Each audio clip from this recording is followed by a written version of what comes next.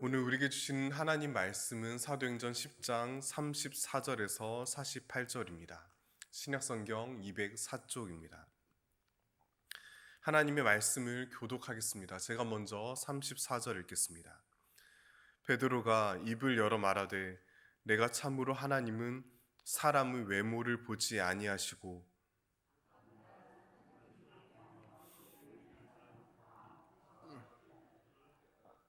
만유의 주 되신 예수 그리스도로 말미암아 화평의 복음을 전하사 이스라엘 자손들에게 보내신 말씀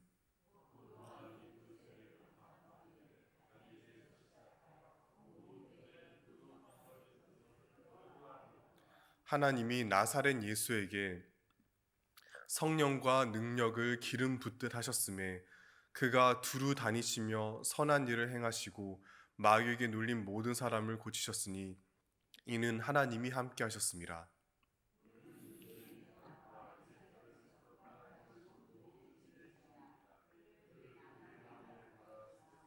하나님이 사흘 만에 다시 살리사 나타내시되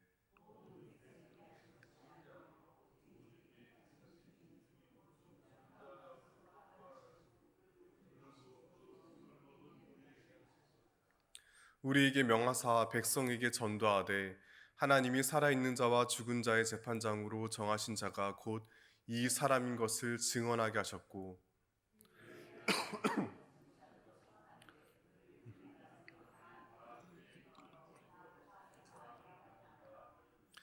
베드로가 이 말을 할 때에 성령이 말씀 듣는 모든 사람에게 내려오시니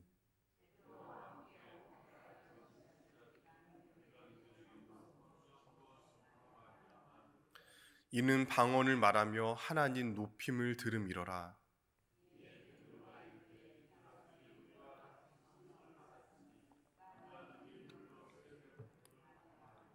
함께 읽겠습니다. 명하여 예수 그리스도 이름으로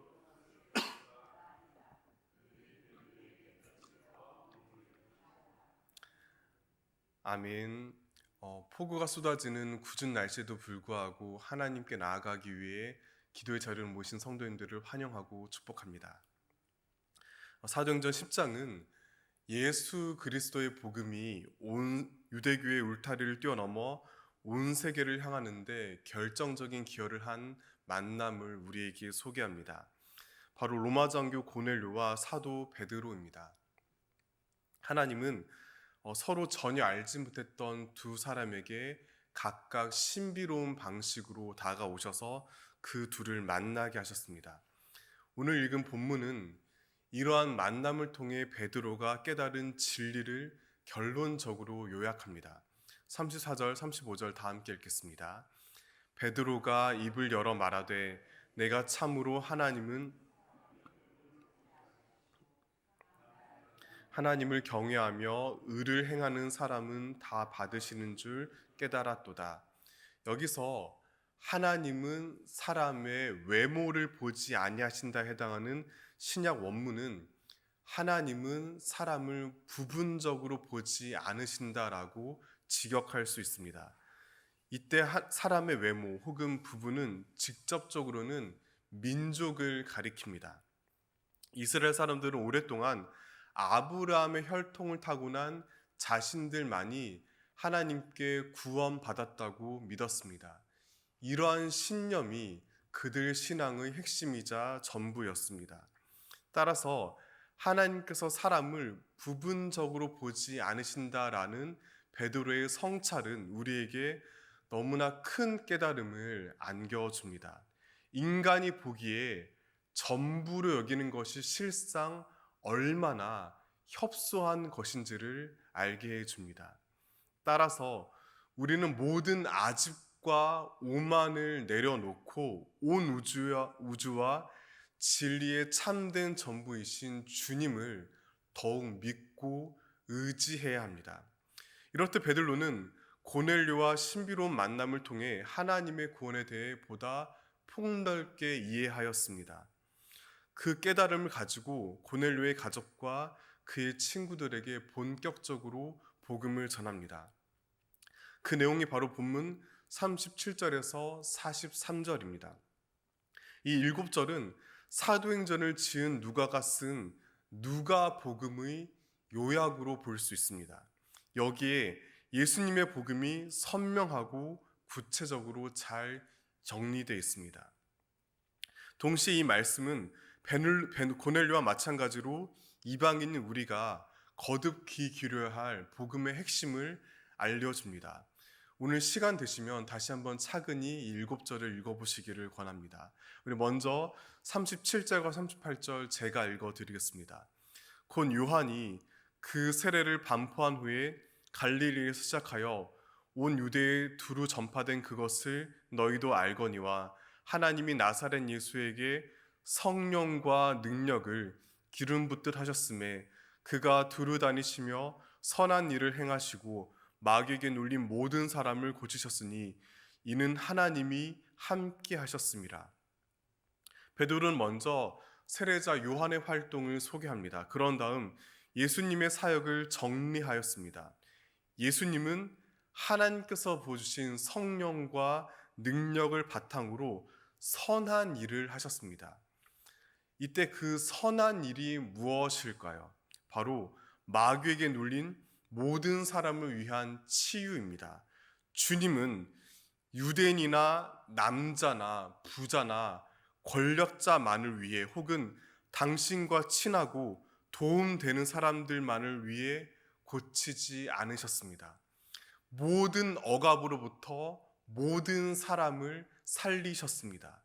협소한 기준으로 아무도 차별하지 않고 그들 모두에게 참된 해방을 안겨주셨습니다.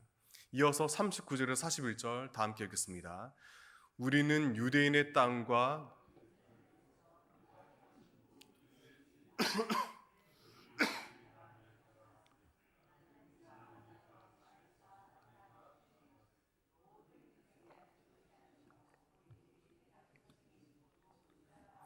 부활하신 후 그를 모시고 이어서 베드로는 복음의 핵심인 예수님의 십자가와 부활에 대해 말씀하십니다. 여기서 주목해야 할 단어가 있습니다. 바로 증인입니다. 베드로는 자신을 비롯한 사도들이 부활하신 예수님을 목격한 증인이라고 분명히 밝힙니다. 그리고 이와 같은 증인으로서의 정체성은 이어지는 42절과 43절에 기록되는 사명과 연결됩니다. 42절, 43절 제가 읽어드리겠습니다.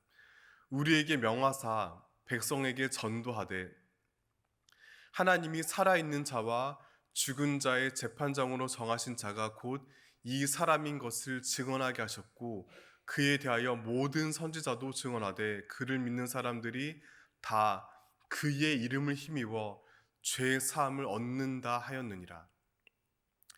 증인의 가장 중요한 사명은 바로 증언입니다. 인간의 좁은 편견이 얼마나 어리석은지를 깨달았다면 그 대신 복음 안에 담긴 하나님의 무궁한 뜻을 마주한다면 예수 그리스도의 십자가와 부활을 참으로 고백한다면 주님의 명령을 따라 그분의 권능과 구원을 전해야 합니다. 사랑하는 성도 여러분, 이와 같은 예수 그리스도의 복음을 믿으십니까? 우린 비록 그분을 직접 보지는 못했습니다. 하지만 성경의 일관된 기록을 통해 주님께서 이 땅 위에서 행하신 삶과 가르침을 발견합니다. 그 안에 담긴 너무나 놀랍고 위대한 구원과 사랑을 느낍니다. 이것은 단지 옛날 어느 훌륭한 성인의 업적이 아닙니다. 모든 사람을 참으로 살리고 회복시키시는 참 생명의 진리입니다. 따라서 베드로를 비롯한 복음의 증인은 자신의 온 삶을 다해 복음을 증언하였습니다. 또한 시대마다 증인들의 증언은 온갖 위험 속에서도 계속 이어져 왔고 마침내 오늘날 우리에게까지 전해져 왔습니다. 그러므로 복음을 믿는 것과 그것을 증언하는 것은 곧 같은 의미입니다. 믿기만 하고 전하지 않는다는 것은 모순이며 그 믿음이 건강하지 않는다는 증거입니다. 따라서 우리는 겸손과 지혜로 삶을 통해 날마다 복음 전하는 일에 힘써야 합니다. 이처럼 베드로가 고넬료와 그의 가족, 친구들에게 예수님을 소개하였을 때 그들에게 놀라운 일이 일어났습니다.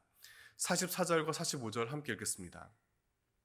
베드로가 이 말을 할 때에 성령의 말씀 듣는 모든 사람에게 내려오시니